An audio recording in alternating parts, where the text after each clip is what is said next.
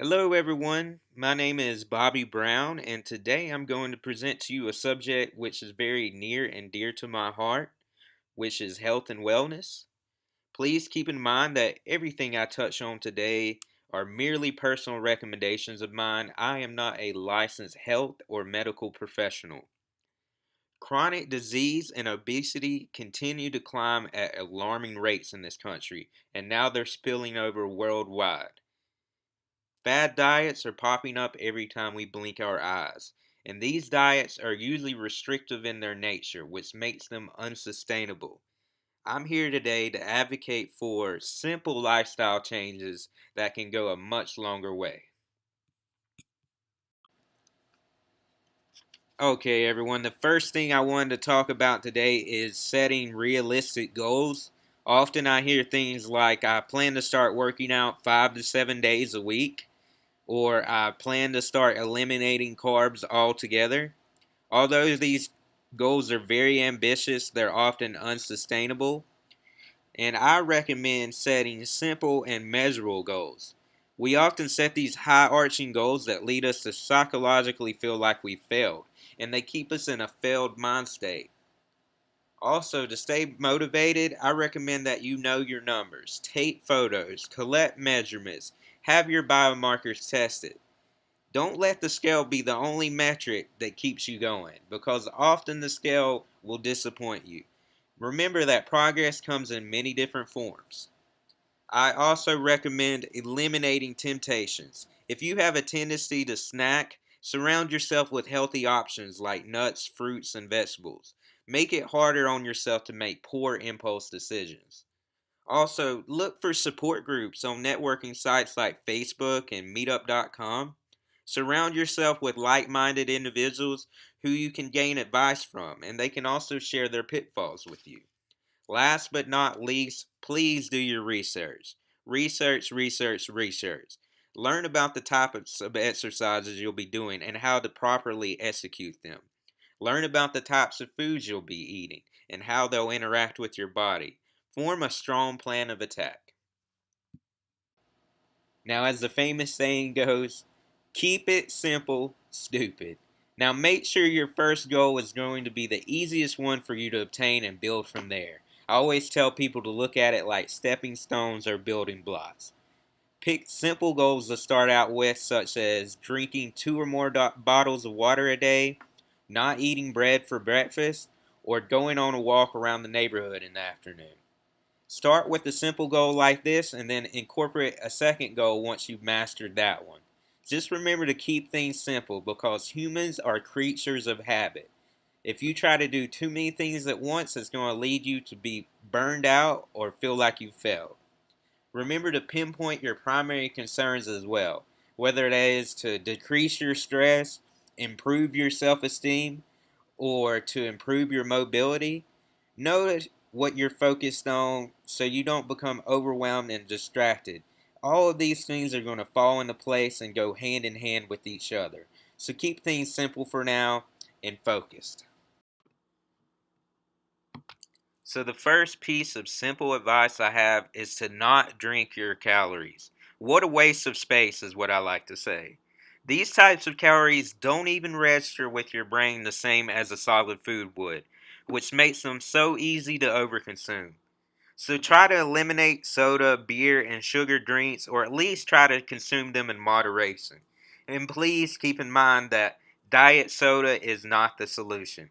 According to a study conducted by the University of Miami, just one diet soda a day increases your risk for heart attack. Also, remember to use fruit juice in moderation.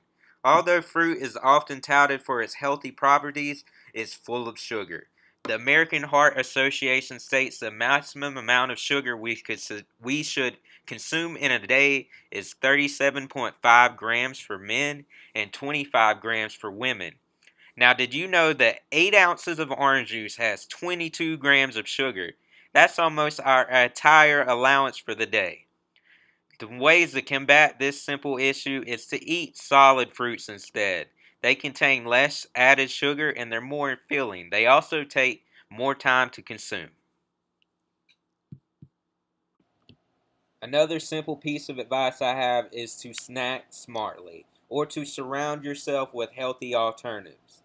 Go nuts! Did you know that nuts are loaded with fiber, vitamin E, magnesium, and other healthy properties? And they also leave us feeling very full. In one study, it was found that almonds were shown to increase weight loss by 62% compared to complex carbs. Nuts contain polyphenols, which actually help us reduce oxidative stress in our body and fight off free radicals that can cause cancer.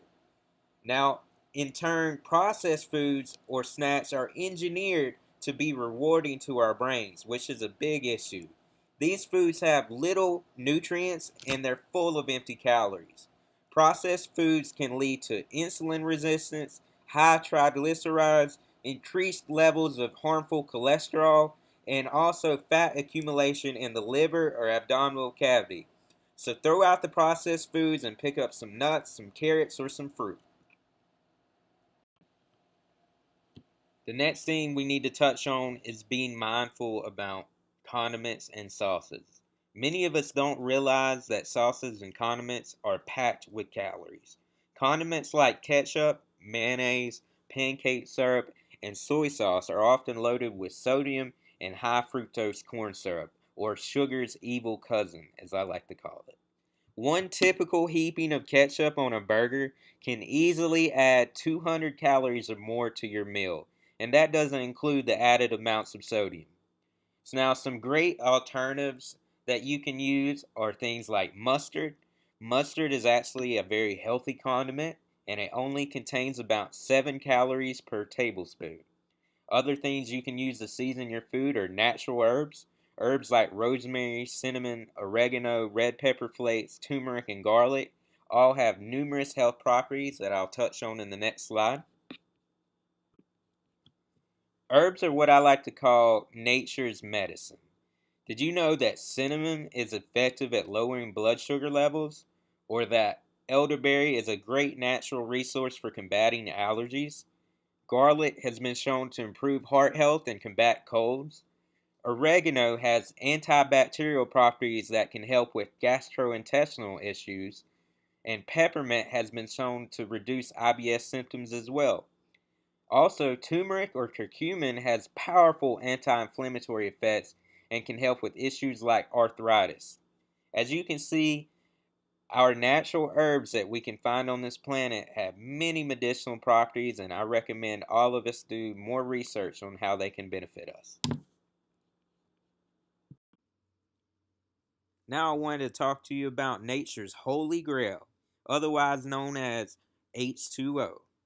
Now, water has so many benefits, if I were to list them all, it would take up my entire presentation. But did you know that our brains are made up of 74% water, and that drinking water alone helps us focus, think, and stay alert? Water also aids in the removal of fat and toxins, which lead to things like kidney stones. Water moisturizes our skin and fights wrinkles, and it acts as a lubricant for our muscles and joints. On the flip side of things, dehydration can be deadly. Some of the effects of dehydration include affected mood, reduced cognitive and motor skills, sensitivity to pain, and affected memory. I hope you all keep that in mind when you wake up in the morning because we're often in a dehydrated state. One of the best things we can do in the morning is to immediately drink a bottle of water. Talk about a great way to start your day. Now, if water is not your thing, no worries, because tea and coffee does not have to be bad. Research actually shows that drinking at least 3 cups of either black coffee or green tea per day can reduce a person's risk of stroke by 21%. Drinking tea daily can actually reduce your risk of developing neurological diseases like Parkinson's as well. Research actually shows that while caffeine in coffee temporarily raises blood sugar in the short term, the polyphenols actually improve your insulin sensitivity and lower your risk of type 2 diabetes over the long term. It's a great low calorie alternative. Plain black coffee and tea are naturally low in calories, and they only contain about 2 calories per 8-ounce cup. So the next time you need to pick me up, Opt for tea or coffee minus the sugar. The next issue I want to talk about is actually being touted as the new heart attack, and that's being sedentary. A lot of our careers are primarily sedentary, and we couple that with hobbies like watching TV, reading, or playing video games. As you can see from the chart below, the more sedentary our lifestyle is, the more our risk of obesity and type 2 diabetes increases. So get out there and get moving. I also recommend that everyone look into exercise desks or stand-up desks. There's lots of alternatives that are coming out in the market to combat the sedentary lifestyle. To expand on the dangers of sitting, I found a neat infographic out there by Lifespan Fitness. It actually includes some troubling statistics, and some of the ones that jump out to me are the fact that 300,000 deaths occur annually in the United States alone due to inactivity and poor dietary habits. And also, 6.5% of Americans actually meet the minimum recommended physical guideline requirements for work. And on top of that, 24 billion, that's B as in billion, is spent in direct medical spending due to sedentary lifestyle. Health risks due to sedentary lifestyles will only continue to increase as technology decreases the need for physical labor. That's why it's up to us to take our health in our own hands by becoming more active. What if I told you that exercise actually helps us increase our mood the same way that marijuana, alcohol, or dessert consumption can, but without the negative drawbacks?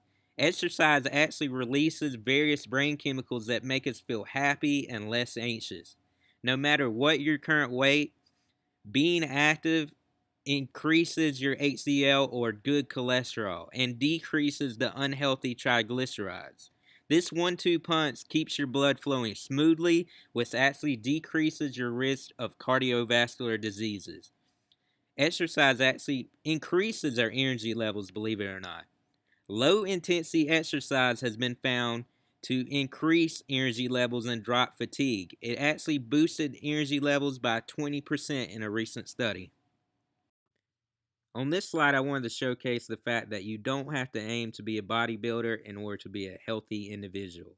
You can meet your health markers by doing leisurely activities or chores around the house, such as washing your car, washing windows, playing sports you enjoy like basketball or volleyball, going for a swim, walking up the stairs, shoveling snow.